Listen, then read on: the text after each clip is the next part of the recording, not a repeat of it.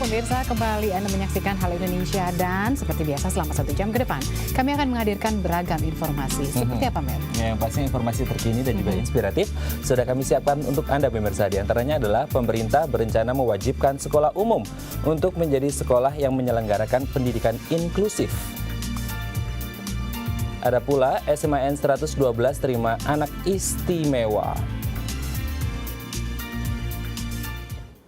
Ya pemirsa, dan nanti dalam segmen bincang kita akan membahas tentang pendidikan inklusif di tanah air. Dan pemirsa, inilah Halo Indonesia selengkapnya.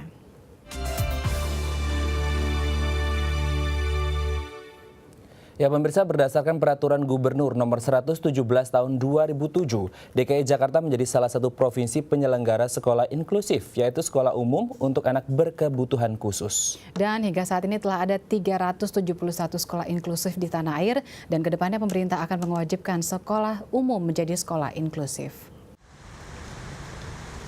Berdasarkan peraturan Gubernur nomor 117 tahun 2007, Provinsi DKI Jakarta menyelenggarakan sekolah inklusi. Sekolah inklusi adalah sekolah reguler yang terintegrasi dengan sekolah luar biasa. Lewat program sekolah inklusi, anak berkebutuhan khusus seperti tunarungu, tunanetra, dan tunagrahita bisa menempuh pendidikan di sekolah umum. Tujuannya adalah memberikan pendidikan yang layak dan setara bagi anak berkebutuhan khusus. Sudah menerapkan kebijakan penyelenggaraan sekolah inklusi itu atas dasar Pergub 117 tahun 2007. Dan kita juga Provinsi DKI Jakarta sudah mencanangkan sebagai provinsi penyelenggara pendidikan inklusi sejak tahun 2013. Ya, artinya kita sudah menyelenggarakan pendidikan itu jauh sebelum Provinsi DKI mendeklarasikan sebagai penyelenggara pendidikan inklusi. Didasari itu tadi bahwasanya semua anak itu punya hak dan kewajiban yang sama. Dia punya hak untuk memperoleh pendidikan tanpa membedakan apakah dia berkebutuhan khusus atau tidak. Namun tidak semua anak berkebutuhan khusus bisa masuk ke sekolah inklusi. Pasalnya pemerintah telah menetapkan aturan batas minimal nilai intelijensi. Apabila anak berkebutuhan khusus memiliki nilai intelijensi yang kurang, maka sekolah inklusi akan merekomendasikan anak tersebut ke sekolah luar biasa. Dan satu kelas di sekolah inklusi bisa diikuti oleh 2 anak berkebutuhan khusus. Apa yang mungkin dia tidak bisa tangkap pada saat dia belajar bergabung dengan anak-anak yang reguler, itu yang akan diayakan gitu ya, didalami lagi oleh guru pembimbing khususnya itu. Gitu. Mungkin pada saat dia belajar dengan anak-anak yang normal, ada pelajaran yang terlewat gitu kan, karena hambatannya. Nah ini dia lebih didalami lagi oleh guru pembimbing khusus. Hingga saat ini sekolah inklusi di DKI Jakarta berjumlah 372 sekolah yang meliputi SD, SMP, dan SMA. Dengan jumlah siswa anak berkebutuhan khusus mencapai 3.600 siswa. Dalam tahun ini, pemerintah provinsi akan mewajibkan semua sekolah reguler di DKI Jakarta, baik negeri maupun swasta, untuk berubah menjadi sekolah inklusi. Yeremia Tera, Irwan Fauzi, DAI TV. Ya, dalam penyelenggaraan sekolah inklusif, Dinas Pendidikan DKI Jakarta mengakui bahwa sekolah-sekolah inklusif di Jakarta masih minim pengajar ahli. Sebab proses belajar mengajar di sekolah inklusif masih mengandalkan guru-guru kelas dan program studi reguler. Ya, menurut Dinas Pendidikan DKI Jakarta, idealnya pengajar bagi anak berkebutuhan khusus adalah pengajar luar biasa yang memiliki kemampuan bahasa isyarat dan juga penulisan huruf Braille.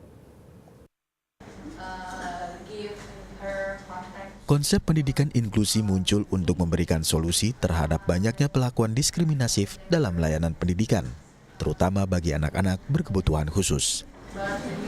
Namun dalam penyelenggaraannya, sistem pendidikan untuk kesetaraan ini masih memiliki kekurangan karena kurangnya keterbatasan pengajar ahli untuk peserta didik berkebutuhan khusus yang sekolah di sekolah umum.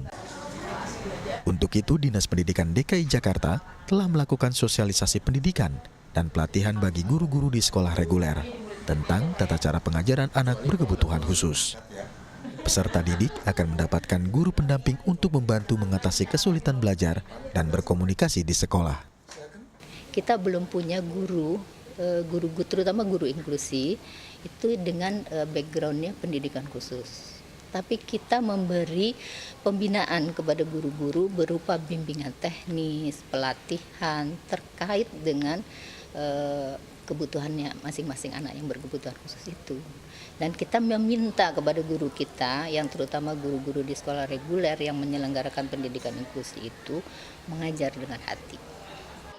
Pada tahun 2015, jumlah pendidik luar biasa di Jakarta baru berjumlah 10% dari total guru di Jakarta. Yeremia Tera, Irwan Fauzi, DAI TV. Sekolah inklusif adalah salah satu pilihan pendidikan formal bagi anak-anak berkebutuhan khusus. Hal ini diungkapkan oleh Olivia, salah satu orang tua siswa dari anak berkebutuhan khusus. Ya, menurutnya pendampingan orang terdekat adalah sarana pendidikan yang terbaik bagi anak dengan kebutuhan khusus. Olivia Sitaresmi, ia menilai sekolah inklusi adalah salah satu pilihan pendidikan formal yang baik bagi anak berkebutuhan khusus karena memberikan kesempatan anak untuk mendapatkan akses pendidikan yang lebih tinggi serta mendorong rasa percaya anak yang memiliki keterbatasan fisik. Akan tetapi, meski memiliki anak berkebutuhan khusus, Olivia tetap menyekolahkan anaknya di sekolah luar biasa. Hal ini karena ia mempertimbangkan jarak sekolah ke rumah, biaya sekolah, dan kesiapan mental anaknya untuk menghadapi pergaulan di lingkungan sekolah umum. Tapi kembali lagi, dimanapun sekolah anak-anak spesial kita adalah kita sebagai orang tua jangan terlalu memaksakan karena yang penting adalah kemampuan dan kenyamanan bagi anak. Sementara itu, Olivia Maya, orang tua dari anak berkebutuhan khusus Ratri Anindiarani, berpendapat bahwa pendampingan orang tua lebih dibutuhkan oleh anak berkebutuhan khusus dibandingkan pendidikan formal. Sebab, lembaga pendidikan formal seperti sekolah inklusi lebih fokus pada pelajaran mata pelajaran umum dibandingkan pendidikan keterampilan. Padahal, anak berkebutuhan khusus memiliki bakat yang istimewa di bidang seni dan olahraga. Seperti anaknya Ratri, yang memiliki bakat dalam melukis sejak usia 10 tahun. Di usianya yang sudah 16 tahun, Ratri telah memiliki lebih dari 10 lukisan. Pada anak-anak dengan Down syndrome, biasanya dijumpai dia kesukaan pada melukis, pada seni, olahraga, dan kita sebagai orang tua pasti akan tahu bahwa apa yang dia suka. Begitu dia kelihatan suka, kita coba gali, kita coba berikan jalan untuk memberikan, mengarahkan atau mengasah kemampuannya. Dan mudah-mudahan sejalan dengan itu, dia akan semakin baik, semakin bagus perkembangannya. Yeremia Tera, Irwan Fauzi, DAI TV. Ya, masih seputar sekolah inklusif, pemirsa, memperoleh pendidikan merupakan hak semua anak bangsa, tidak terkecuali bagi anak-anak berkebutuhan khusus. Ya, di DKI Jakarta terdapat 372 sekolah umum yang menerima anak-anak berkebutuhan khusus untuk dapat belajar bersama dengan anak-anak umum yang lainnya. SMA Negeri 112 di kawasan Srengseng, Jakarta Barat menjadi salah satu sekolah inklusi. Sekolah inklusi merupakan sekolah umum yang menerima anak-anak berkebutuhan khusus untuk belajar bersama dengan siswa-siswi pada umumnya. Sekolah ini telah menerapkan sistem inklusi dan menerima anak-anak berkebutuhan khusus untuk belajar sejak tahun 2009. Di Jakarta, terdapat 372 sekolah umum yang menjadi sekolah inklusi. Dari 823 murid yang ada di SMA 112, 15 diantaranya merupakan siswa-siswi berkebutuhan khusus. Seperti anak dengan autis ringan, tunanetra, tunadaksa, tunagrahita ringan, dan lambat belajar.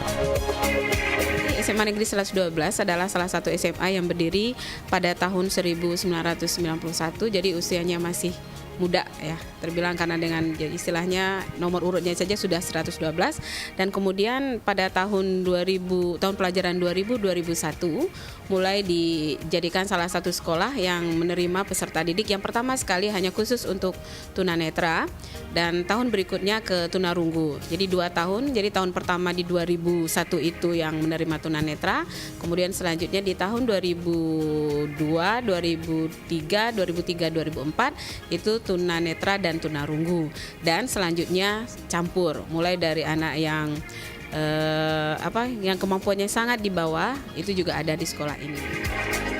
Meski memiliki keterbatasan fisik, namun siswa-siswi berkebutuhan khusus yang menimba ilmu di tempat ini dinilai mampu beradaptasi dengan siswa-siswi normal lainnya. Dan dalam pergaulan sekolah tidak ada jurang pemisah antara mereka yang normal dengan siswa-siswi yang berkebutuhan khusus. Sebenarnya mungkin di awal lebih aduh kayaknya bakal ribet nih gitu akan punya teman yang butuh bantuan aku banyak gitu kan. Tapi kesini-sini menurut saya itu meningkatkan kepedulian kita kepada orang lain, apalagi sama yang membutuhkan. Berdiri di atas lahan seluas 5.144 meter persegi, sekolah yang diresmikan pada tahun 1991 ini ditunjang oleh sejumlah fasilitas, seperti lapangan olahraga, ruang perpustakaan, ruang multimedia, dan studio musik, yang bisa digunakan para siswa SMAN 112, khususnya siswa-siswi berkebutuhan khusus, dalam meningkatkan bakat dan minat mereka. Nova Monika, Herdin Askolani, DAI TV. Ya, SMA Negeri 112 Jakarta Barat telah resmi menjadi sekolah inklusif sejak tahun 2009 lalu. Ya, meski sekolah ini menerima murid berkebutuhan khusus, namun untuk sistem belajar mengajar, pihak sekolah hanya memberdayakan para pengajar yang ada untuk memberikan pelajaran yang sama dengan murid lainnya.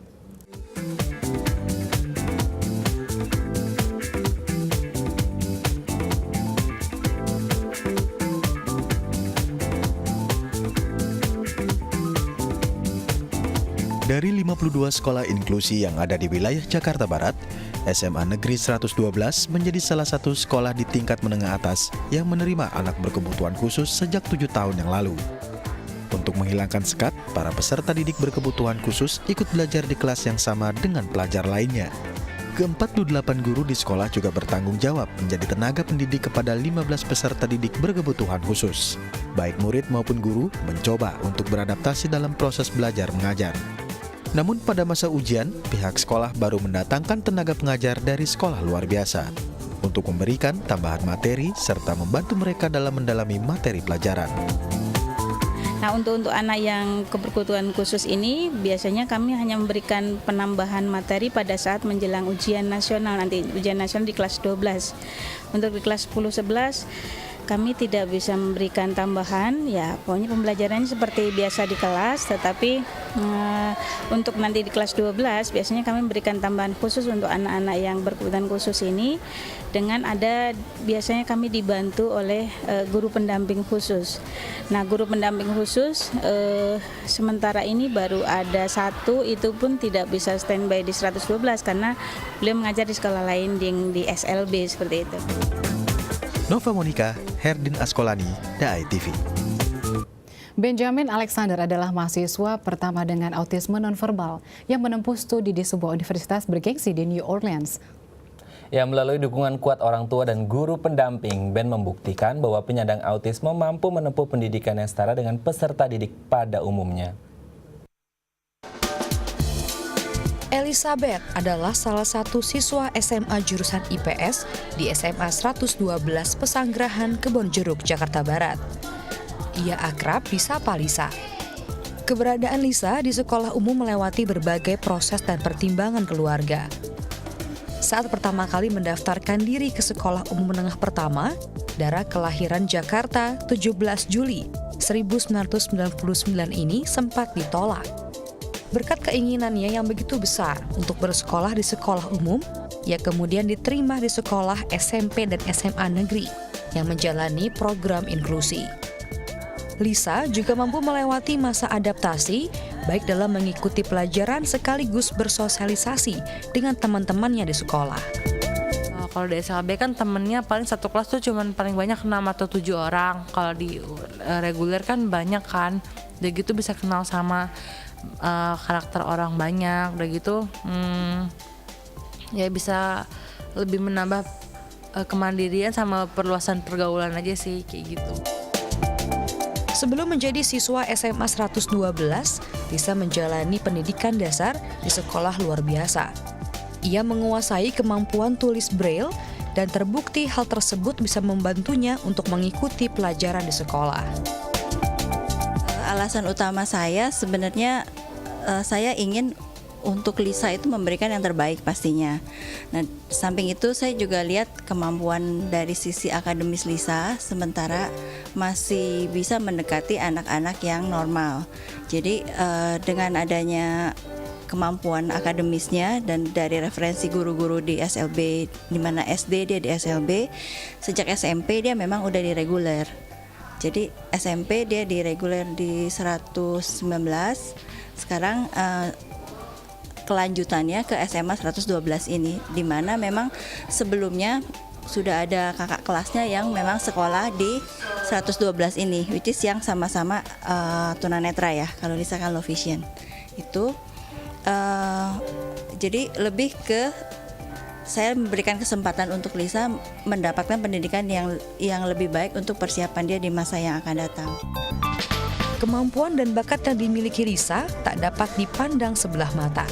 Ia pernah menjadi juara 3 dalam Olimpiade Sains di tingkat nasional dan selalu berada di peringkat 10 besar sejak SD hingga SMP.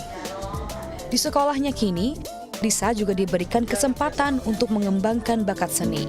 Ia dikenal memiliki suara merdu dan piawai memainkan alat musik piano ataupun keyboard. Nova Monica, Herdin Askolani, The ITV. Ya, kita mohon maaf atas kesalahan teknis karena tadi kita harusnya menyampaikan berita tentang Benjamin. Oke, nanti kita akan bahas tentang Benjamin di segmen talk show ya. Betul sekali. Ya pemirsa, selanjutnya kami akan membahas tentang pendidikan inklusif di tanah air. Namun setelah jeda berikut, tetap bersama kami di Halo Indonesia.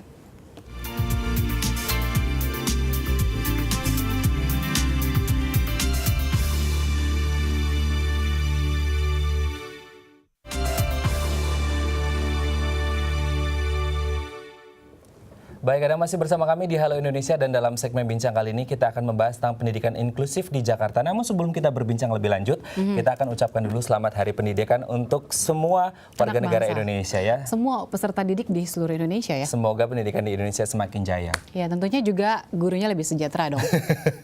Betul sekali. Tapi berbicara tentang pendidikan inklusif seperti tema kita hari ini, memang banyak kemudian anak-anak berkebutuhan khususnya di Jakarta ini menurut Peraturan Gubernur Nomor 117 Tahun 2007, memang anak-anak berkebutuhan khusus atau ABK ini sudah bisa bersekolah dimanapun. Karena memang anak-anak baik tunagrahita, tunarungu dan juga tunanetra bisa bersekolah dengan peserta didik pada umumnya. Dan mereka diberikan kesempatan yang sama dengan sekolah yang sama dan guru yang sama seperti anak-anak di sekolah umum lainnya ya. Betul sekali. Nah, untuk membahas tentang pendidikan inklusif di Jakarta, telah hadir bersama kami di studio Halo Indonesia Ibu Dr. Murni Winarsi MPD selaku dosen Fakultas Ilmu Pendidikan Program Studi Pendidikan Luar Biasa UNJ. Namun sebelum kita berbincang dengan narasumber kita hari ini, kita saksikan dulu tayangan berikut. Jumlah anak berkebutuhan khusus di Indonesia terus meningkat setiap tahunnya. Menurut data yang dihimpun oleh Badan Kependudukan dan Keluarga Berencana pada tahun 2015, jumlah anak berkebutuhan khusus di Indonesia mencapai 4,2 juta anak. Dan dibutuhkan komitmen khusus dari pemerintah untuk memberikan pelayanan dan fasilitas yang setara dengan anak-anak normal pada umumnya. Salah satunya kesetaraan dalam bidang pendidikan. Dengan berlandaskan pada pasal yang terdapat dalam Undang-Undang Dasar Negara bahwa setiap warga negara memiliki hak yang sama untuk memperoleh pendidikan. Sejak tahun 2005, Kementerian Pendidikan Nasional mulai menerapkan sistem pendidikan inklusi di Indonesia. Untuk mendukung program tersebut, Jakarta mencanangkan diri sebagai provinsi dengan sekolah inklusi. Sekolah inklusi di DKI Jakarta berjumlah 372 sekolah yang meliputi SD, SMP, dan SMA dengan jumlah siswa anak berkebutuhan khusus mencapai 3.600 siswa. Syaratan yang harus dipenuhi oleh seorang peserta didik berkebutuhan khusus untuk terdaftar di sekolah inklusi adalah dengan memiliki surat pengantar analisis intelijensi dan emosional siang dari psikolog. Sementara itu, persyaratan yang harus dipenuhi oleh pihak sekolah adalah dengan mengadakan diklat-diklat bagi tenaga pengajar sebagai bekal interaksi dan teknik pengajaran bagi peserta didik berkebutuhan khusus. Baik, intinya adalah setiap peserta didik berhak untuk mendapatkan jenjang pendidikan dimanapun itu berada. Tidak lagi sekat-sekat, tidak lagi kota-kota, tidak lagi pembedaan. Semua sama. Iya, dan untuk melihat seperti apa sih sebenarnya program ini dijalankan oleh pemerintah DKI Jakarta, kita langsung saja bertanya dengan Ibu Winarsi ya. Ibu Mirna. Ibu Murni. Ibu Murni Winarsi. Benar dong saya. Kita langsung ke Bu Murni. Halo Bu Murni, apa kabar? Alhamdulillah baik. Selamat datang di Halo Indonesia. Bu, ini kalau kita lihat pendidikan inklusif sudah mulai dijalankan. Nah, sebenarnya awal kali ada pendidikan inklusif di Indonesia atau di Jakarta ini sendiri kapan dan apa basic fundamental reasons-nya awalnya sekali? Oke. Jadi pendidikan inklusif itu diawali di Indonesia ini sekitar tahun 2000-an ya, tepatnya 2001 itu di Jawa Barat ya, di Bandung ada deklarasi ya, deklarasi Bandung pada tahun 2004 tentang bahwa semua peserta didik berhak mendapatkan layanan pendidikan yang sama seperti anak pada umumnya. jadi peserta didik khususnya ABK. Kenapa bisa harus disamakan? Karena kembali lagi hak manusia, hak asasi manusia, pernyataan Salamanca semua menyatakan bahwa setiap warga negara berhak mendapatkan layanan pendidikan yang sama dan berkualitas. Nah, tidak terkecuali anak berkebutuhan khusus. Anak berkebutuhan khusus ini mulai dari yang gradasi ringan, sedang, berat. Jadi semua punya hak yang sama untuk bersama-sama merasakan layanan pendidikan yang di tempat yang umum, di tempat yang sama seperti anak pada umumnya. Jadi sekolah reguler. Selain itu karena juga jumlah SLB sangat terbatas, hanya ada di ibu kota provinsi. Ya, jadi bayangkan kalau misalnya anak ABK di pelosok-pelosok sana, kalau memang harus ke ibu kota provinsi, sekolah yang sama gitu kan. Nah, ini nggak bisa terjangkau. Sementara jumlah mereka bukan hanya sedikit tapi banyak. Nah, kalau mereka diakomodasi di sebuah tempat, di tempat yang terdekat, di sekolah yang terdekat, otomatis mereka juga tidak terlalu jauh secara fisik, dia harus melampaui kiloan meter, kemudian juga bisa merasakan hak-hak yang sama seperti yang lainnya. Ya, Bu Murni, kalau memang program ini diterapkan, sebenarnya apakah pemerintah sendiri sudah siap? Karena kan kita tahu anak-anak berkebutuhan khusus ini membutuhkan pendampingan khusus, membutuhkan sistem mata pelajaran yang berbeda dengan teman-teman yang lain. Itu bagaimana? Ya, ketika sebuah kebijakan itu diterapkan tentunya berproses. Ya, ketika berproses ini persiapan tentunya juga dipersiapkan di sudah difikirkan. Ya, saya yakin pemerintah tidak berhenti di satu sisi, pasti dia dengan menggulirkan bahwa semua anak bisa diterima di sekolah reguler, otomatis semua support sistemnya juga disiapkan. Terutama sumber daya manusianya, gurunya, kemudian aksesibilitasnya, kurikulumnya. Jadi kesemuanya ini wajib pemerintah siapkan. Jadi ketika sekolah diminta untuk menerima, mereka juga tidak merasa, aduh saya tidak siap, aduh saya belum punya SDM, saya belum punya aksesibilitas. Tapi semua itu tentunya pemerintah sudah pikirkan untuk bagaimana mendukung layanan pendidikan inklusif tersebut. Oke, ini berbicara tentang support system yang dimana di dalamnya ada beberapa indikator. Nah, memangkah ada persyaratan atau kualifikasi khusus untuk anak-anak berkebutuhan khusus untuk masuk di sekolah yang pada umumnya? Intinya kalau sekolah pendidikan inklusif atau pendidikan inklusif itu tidak mengenal batas, ya, kalau saya boleh katakan sekolah tanpa syarat. Ya, karena apa? Semua berhak diterima apapun keadaannya secara konsep itu. Kembali lagi di lapangan mereka juga sekolah tidak begitu saja menerima, tapi mereka melakukan assessment. Ya, ketika murid datang, di assessment, diidentifikasi kelebihannya seperti apa, kekurangannya bagaimana, sehingga ketika dia masuk ke kelas juga secara kesiapan guru juga siap, oh dia punya kelebihan di sini, tidak dipandang lagi kelemahannya tapi kelebihannya yang bisa dikembangkan. Jadi saya pikir tidak ada ya tadi pertanyaan supaya kekhususan apa yang bisa diterima, semua tidak kekhususan. Iya, jadi namanya inklusif artinya kan memasukkan siapapun boleh masuk ke sana. Nah, dalam program pendidikan reguler ya? Siapapun boleh masuk ke layanan pendidikan inklusif dengan semua gradasinya, ringan, sedang, berat. Kembali lagi, pemerintah memiliki kewajiban mendukung kesiapan sekolah inklusif tersebut. Tapi tadi seperti kita lihat di tayangan sempat ada penolakan dari pihak sekolah dan itu tidak mudah untuk meyakinkan gurunya atau mungkin kepala sekolahnya untuk bisa menerima saya di situ misalnya. Bagaimana, Bu? Ya, makanya ketika sebuah kebijakan itu diterapkan harus ada pertama sosialisasi kepada warga sekolah. Warga sekolah juga bukan hanya guru dan siswa, tapi lingkungan sekitar sekolah. Karena apa?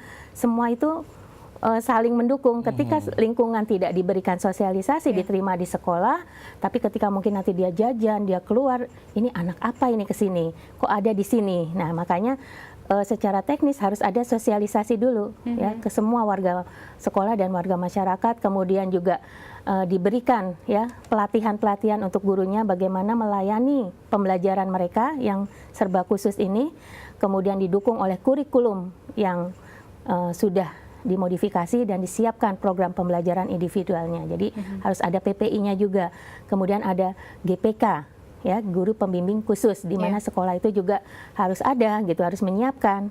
Jadi kesemuanya harus siap. Jadi penolakan itu ya diminimalisir lah gitu ya, jangan sampai muncul. Tapi tetap ada seleksi itu dong Iya, terhadap ABK. Oke. Seleksi di sini bukan seleksi yang gimana ya Mbak, seperti anak normal ya, tapi lebih kepada assessment kita ya. Assessment itu kan anak diminta mengerjakan beberapa soal, kemudian dilihat dia kemampuan lebihnya di mana, ya, ketidakmampuannya di mana. Nah, guru sudah melihat lagi, paradigmanya lagi sudah, oh, yang saya lihat adalah kelebihannya. Anak tidak bisa melihat, tapi dia bisa daya ingatnya tinggi, ya, ini yang bisa kita kembangkan. Dan tentunya bisa mengikuti pelajaran yang penting ya, Ya, dan betul. bisa bersosialisasi dengan teman-temannya. Ya. Baik Ibu Murni, nanti kita akan bahas lagi tentang program sekolah inklusif ini. Namun pemirsa, kami akan kembali namun setelah jeda yang satu ini.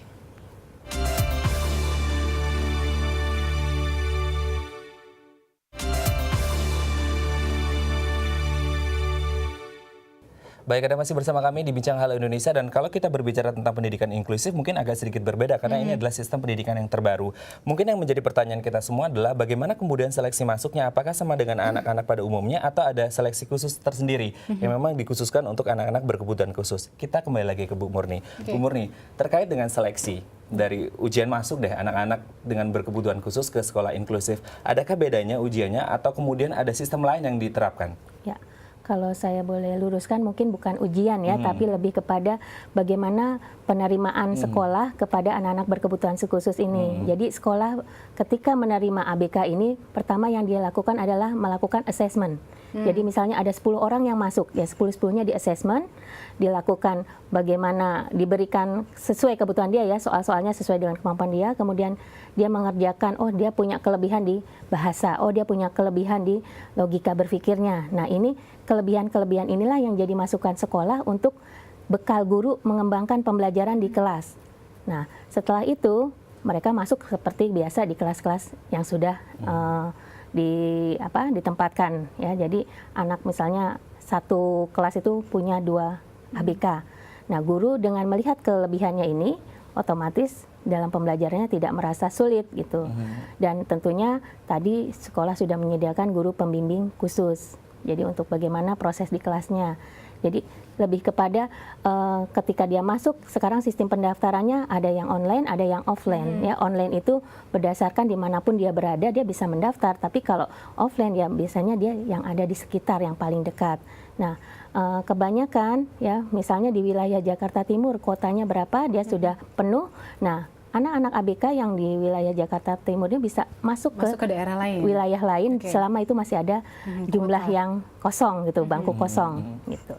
Kalau bangku kosong tersebut satu sekolah 2 ya Bu? Bukan satu sekolah 2, tapi satu rombongan belajar itu maksimal 2. Jadi minimal 1, maksimalnya 2. Jadi satu kelas misalnya dia punya kelas 7 ya, kelas 7 itu setara dengan kelas 1 SMP misalnya ya. Berarti dia punya 7 kelas, berarti 7 kali 2, 14 dia bisa menerima ABK. Gitu.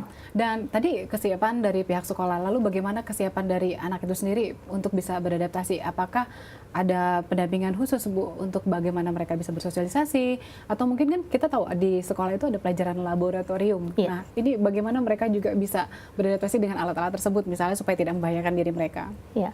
Biasanya ketika anak-anak ini ingin masuk sekolah inklusi, orang tua itu sudah memikirkan panjang ya, karena dia punya kesempatan 2, di SLB atau di sekolah inklusif. Ketika di SLB mungkin dia sudah berpikir orang tuanya bahwa dia akan dilayani dengan guru yang profesional, guru yang sudah memahami karakteristik ABK, kemudian layanan pendidikan yang sesuai, aksesibilitas dan sebagainya. Kembali kalau di sekolah inklusif juga tentunya sama, harusnya mendapatkan layanan yang profesional juga. Tapi kan kembali lagi belum semua dalam proses ya. Jadi guru juga sudah disiapkan, kemudian ada guru pembimbing khusus, kemudian ada kurikulum yang sudah disesuaikan dengan kebutuhan anak. Tapi ketika dia mengalami proses di kelas dalam pembelajaran ada kesulitan, ada peran GPK di situ. Ya, guru pembimbing khusus. Oh bagaimana nih, saya tidak dapat menerima tadi sesi yang di laboratorium. Tugas GPK selesai pembelajaran atau pas istirahat dia bisa berkoordinasi di situ, dan tentunya mengajak guru reguler juga untuk sama-sama ini tadi dia mengalami hambatan seperti ini ya. Jadi lebih individualisasi pembelajarannya. Kalau tadi dia bersama-sama secara klasikal, nanti ketika ada hal-hal yang tidak dipahami, dia ditarik dalam waktu yang kosong setelah istirahat atau setelah pulang sekolah. Nah, di situ dia diperkuat lagi materi-materi yang tidak bisa dipahami. Tetap dibantu ya untuk bisa mengikuti tentunya. pelajaran ya, Bu. Ya. Tapi tadi kita bahas sempat bagaimana sekolah sudah siap, oke. Tapi bagaimana dia beradaptasi dengan teman-temannya juga sudah oke. Tapi kita mau dengar nih, apa kata peserta didik lainnya kalau mereka punya teman yang berkebutuhan khusus ya. Nanti kita lihat. Pemirsa, kita akan melihat tayangan seperti apa tanggapan siswa maupun gurunya terhadap teman-teman yang berkebutuhan khusus. Anak-anak berkebutuhan khusus. Ya seneng aja sih, soalnya yang lain kan belum punya teman-teman yang kayak gini. Kita punya ya bisa belajar bareng, ya begitulah, enak aja. Seneng sih karena kayak belum pernah satu kelas sama orang anak-anak ABK kayak gitu, kebutuhan khusus. Ya kayak merasa kayak istimewa gitu, bisa masuk ke sini tuh terus ketemu teman-teman yang kayak gitu, belajar juga sih. Sebenarnya sih perasaannya ya nggak senang-senang banget sih, biasa aja. Cuma bisa apa ya, bisa ada pengalaman gitu punya teman yang berkebutuhan khusus kayak mereka.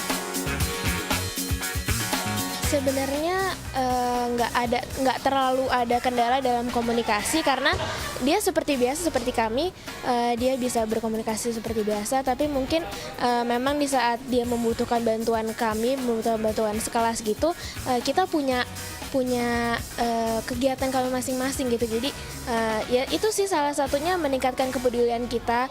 Jadi kita harus nggak hanya mementingkan kepentingan diri saya sendiri. Kalau pelajaran tugas kelompok mungkin, soalnya agak susah, diajak kerja bareng juga susah. Tapi kalau dalam pelajaran biasa sih enggak, biasa aja. Kalau harapan saya nggak ada pembedaan antara satu sama yang lain, semuanya diperlakukan sama. Juga kan kita semua juga butuh pendidikan.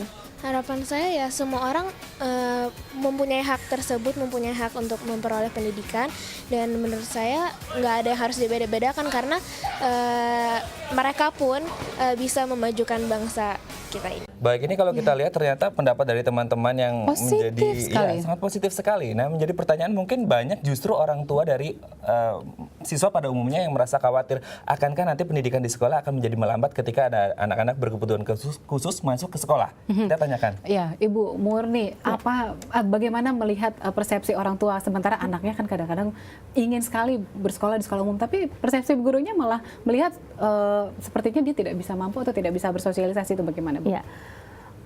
Pada dasarnya orang tua itu ingin anaknya dapat pembelajaran yang baik ya. Anak masuk ke ABK, masuk ke sekolah reguler atau masuk ke sekolah yang menyediakan inklusi. Biasanya penolakan pertama adalah dari orang tua yang pada umumnya ini ya, karena merasa apa? Saya pikir wajar ya, karena mereka belum tahu sebenarnya ABK itu seperti apa. Jadi persepsi mereka masih ABK itu penyakit ya. Jadi kalau nanti anak saya bergaul dengan anak autis, anak saya ketularan autis, gitu. Padahal ini kan bukan sebuah penyakit. ABK itu bukan penyakit dan tidak menular. Jadi persepsi itu yang harus dirubah di kalangan orang tua atau kalangan guru yang juga masih pandangannya belum berubah, gitu kan, belum atau masih merasakan ABK itu menghambat dan sebagainya. Nah, ketika sikap-sikap orang dewasa, orang tua, guru menyikapi ABK itu adalah wajar dan sama seperti anak pada umumnya, hanya dia cara belajarnya yang berbeda, gaya belajarnya yang berbeda, kemudian tingkat kemampuan yang berbeda, ya inilah yang akhirnya nanti bisa membawa bahwa mereka itu juga sama seperti kita harus dilayani untuk mendapatkan hak yang sama. Gitu. Jadi sikap-sikap orang dewasa yang positif akan memberikan dampak kepada peserta didik yang lain juga positif. Tapi saya yakin ya kalau anak seperti di SD, di SMP, di SMU itu dia bisa menerima secara murni ya, secara hati nurani dia bisa menerima teman-temannya ya. Jadi asal jangan dipengaruhi oleh sikap-sikap negatif yang tadi orang-orang dewasa. Jadi ketika dia diantar justru jiwa sosialnya, kemanusiaannya tuh lebih tinggi, toleransinya lebih tinggi. Tadi seperti di tayangan tadi kan ada kerjasama ya. Ketika tunanetra tidak bisa membaca huruf awas, dibacakan soalnya oleh yang teman yang melihat gitu. Ini kan sebuah kerjasama yang baik ya. Dan muncullah di situ sikap saling menghargai, saling oh ya saya mampu di sini. Sisi humanisnya. Ya di situ. Jadi memang perlu adanya persepsi yang dirubah dari sikap-sikap orang tua yang menilai bahwa ABK itu penyakit. Jadi perlu disosialisasikan kembali, perlu diberikan arahan kembali bahwa ABK bukan penyakit, tapi ABK adalah sebuah hambatan yang ketika hambatannya ini diatasi atau diberikan layanan ya sesuai kebutuhannya, ya dia kembali lagi seperti anak pada umumnya. Baik, Bu Ibu Murni, kita menarik sekali, namun kita nanti akan melihat dalam tayangan setelah yang satu ini seperti apa pendidikan inklusif di luar negeri ya Bu ya. Pemirsa, kami akan kembali, jangan kemana-mana, tetap bersama kami di Halo Indonesia.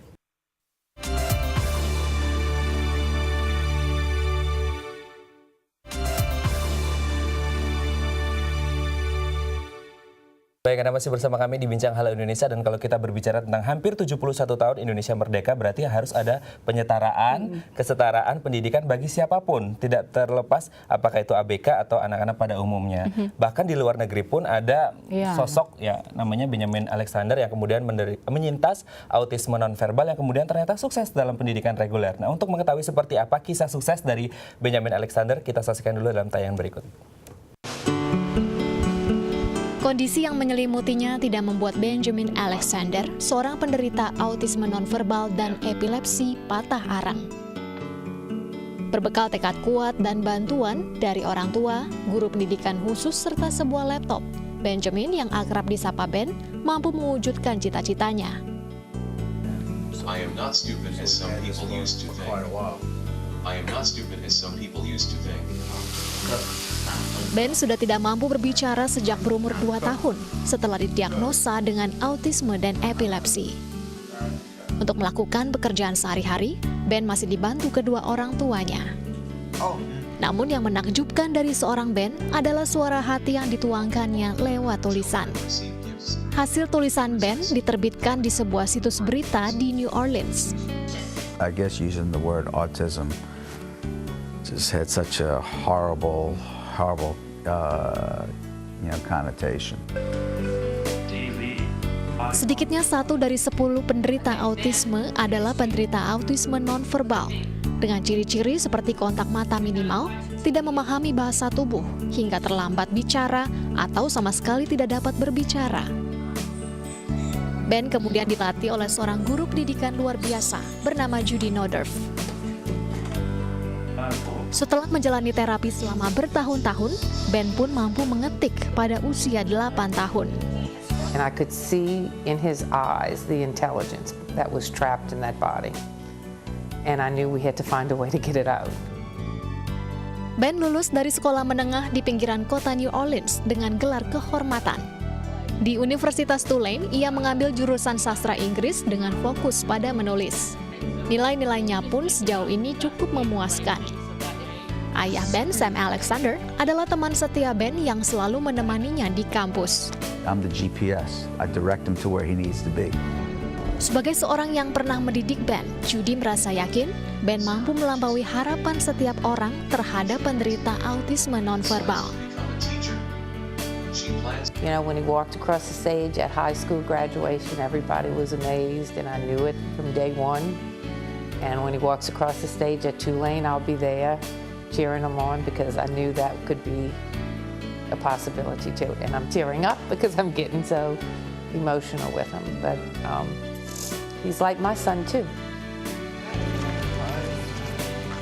Ben sendiri hanya menginginkan hal yang sederhana, yaitu agar orang mengakui keberadaannya. I am not the autism poster boy, but I hope that people will make the effort to allow us to be heard. Baik, ini kalau dimaksimalkan memang potensi dari anak-anak berkebutuhan khusus ini sangat luar biasa. Sebenarnya mereka memiliki tingkat intelijensi yang luar biasa tinggi dibandingkan anak-anak pada umumnya, asalkan treatment yang dilakukan baik dari support system pendidikan dan maupun SDN, infrastruktur, bahkan semuanya masyarakatnya juga mendukung ya. Betul sekali. Kita kembali ke Bu Murni. Bu Murni, sebagai konklusi, kira-kira apa rencana pemerintah ke depan untuk membuat pendidikan inklusif ini semakin baik di Indonesia? Ya, seperti tadi saya katakan, pemerintah pasti yakin ya bahwa pendidikan inklusif itu akan berjalan dengan baik, ya, kedepannya jumlahnya diperbanyak. Kalau sekarang mungkin sekitar tadi di DKI 371 ya, mungkin ke depan lebih banyak lagi, malah saya dengar sampai 7.000-an gitu. Dan mungkin bukan hanya DKI tapi seluruh Indonesia ya, dari Sabang sampai Merauke sampai ke pelosok-pelosok sana pendidikan inklusif itu diterapkan, dijalankan dengan baik. Tentunya kedepannya itu yang harus dipersiapkan oleh pemerintah adalah dukungan dari sumber daya manusianya, guru. Ya, guru yang harus diberikan pelatihan-pelatihan terkait pembelajaran kepada anak luar biasa atau anak berkebutuhan khusus. Kemudian kurikulum yang disesuaikan untuk ABK. Jadi betul-betul harus ada ABK itu di sekolah inklusif, PPI-nya, program pembelajaran individualnya. Kemudian aksesibilitas. Untuk mereka-mereka yang tunanetra, tunadaksa, mereka perlu aksesibilitas lingkungan yang sangat diperlukan, karena ketika dia naik tangga dan sebagainya tidak ada layanan untuk kursi roda, ya itu sangat menyulitkan juga. Nggak mungkin anak ini dibopong terus sampai lantai 3 kalau dia sekolahnya di kelas lantai 3 atau di bangunan yang lantai 3. Dan kemudian juga keseluruhan ya, secara masyarakat adalah masyarakat yang inklusif. Jadi jangan hanya di sekolah, tapi di lingkungan rumah, di lingkungan masyarakat pada umumnya juga harus dibentuk paradigma atau persepsi yang sama bahwa ABK itu bukan penyakit, dan ABK ini adalah sama seperti anak pada umumnya, hanya dia memiliki cara belajar yang berbeda. Baik. Gitu. Dan semoga di Hari Pendidikan ini kita akan melihat seperti apa nanti 7.000 sekolah inklusif ya. Amin. Ya, kita coba kita doakan ya Bu ya. Ya pemirsa, kami masih memiliki beberapa informasi lainnya, tapi tetap bersama kami di Halo Indonesia.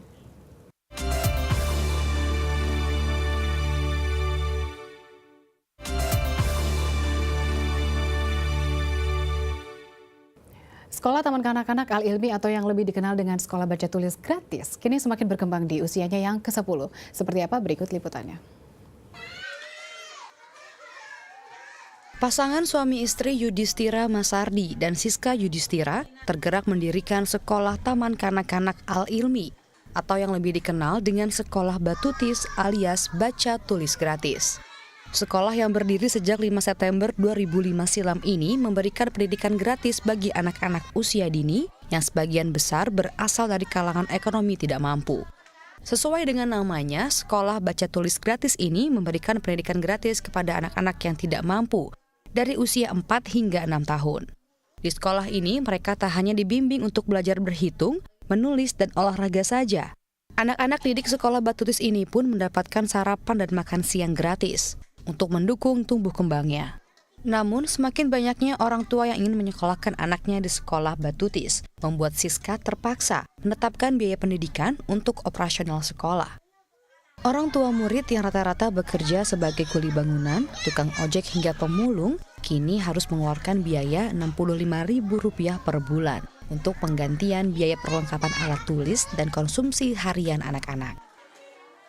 Awalnya sederhana aja ya, waktu itu pikiran saya hanya bagaimana membantu anak-anak yang tidak mampu untuk dapat bersekolah di usia TK.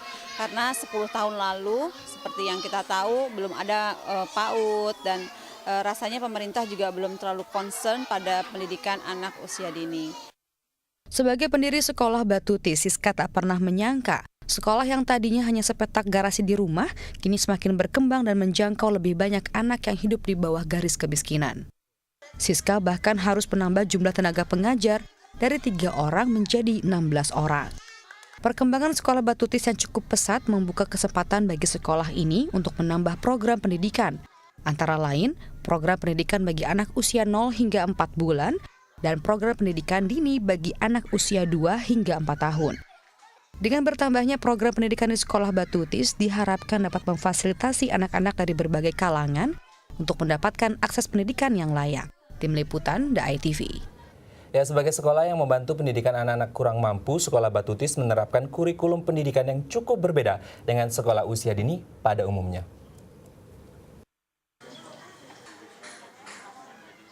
Sekolah Batutis menerapkan metode pembelajaran sentra atau happy learning kepada anak-anak didiknya. Metode sentra atau happy learning merupakan metode pembelajaran dari Amerika Serikat yang telah digunakan di sekolah Batutis selama 10 tahun. Ya, metode sentra atau happy learning berbeda dengan metode pendidikan konvensional yang menjadikan guru sebagai peran utamanya.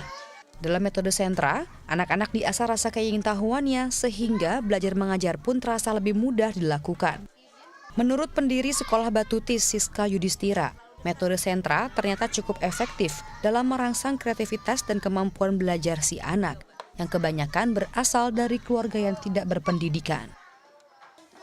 Di metode sentra yang saya lihat dan saya pelajari di sekolah Al-Falah, bagaimana anak disediakan oleh beberapa macam mainan, anak boleh memilih alat permainan, anak diajak bermain keluar, anak diajak eksplorasi di bermacam-macam sentra yang sudah disiapkan oleh guru.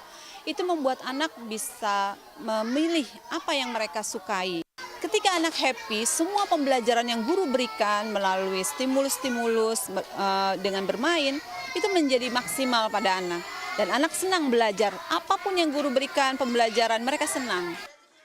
Setiap hari, anak-anak di Sekolah Batutis dibagi menjadi 6 kelompok dengan jumlah maksimal 12 anak di tiap kelompoknya. Tenaga pengajar hanya sebagai fasilitator yang akan mengarahkan si anak untuk berdiskusi.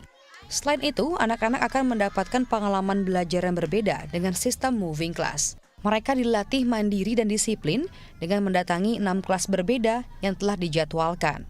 Antara lain, kelas seni, bahan alam, drama, balok, serta kelas imtak atau iman dan takwa. Selain mengasah kedisiplinan, moving class yang diterapkan di Sekolah Batutis juga sebagai media ekspresi diri sang anak. Jadi dia bisa membuat gambar apa saja sesuai dengan apa yang ada di dalam perasaan dan pikiran mereka. Nah, dari situ kemudian guru-guru bisa melihat sebetulnya ada apa yang terjadi pada anak di rumah pada hari itu. Sehingga dengan demikian maka bisa dilakukan semacam satu diagnosa dan terapinya seperti apa nanti ketika akan diberikan oleh guru di sekolah. Seperti itulah. Dengan mengutamakan kegembiraan anak saat belajar, pembentukan karakter anak menjadi fokus utama pembelajaran yang diterapkan di Sekolah Batutis. Tim Liputan, DAI TV. Ya, mungkin metode sentra atau happy learning ini menjadi salah satu solusi alternatif dalam rangka Hari Pendidikan supaya pendidikan di Indonesia ini jauh lebih jaya. Ya, tentunya di Hari Pendidikan ini kami juga mengucapkan selamat Hari Pendidikan dan pemirsa, sekian perjumpaan kita hari ini. Saksikan terus Halo Indonesia dari Senin sampai Jumat di waktu yang sama. Ya, jangan lupa follow Twitter kami di @daai_TV dan juga @haloindodaitv. Saya Vinci Rumintang. Dan saya Raden Madlias mewakili seluruh kru yang bertugas pamit undur diri, sampai jumpa dan selamat beraktivitas.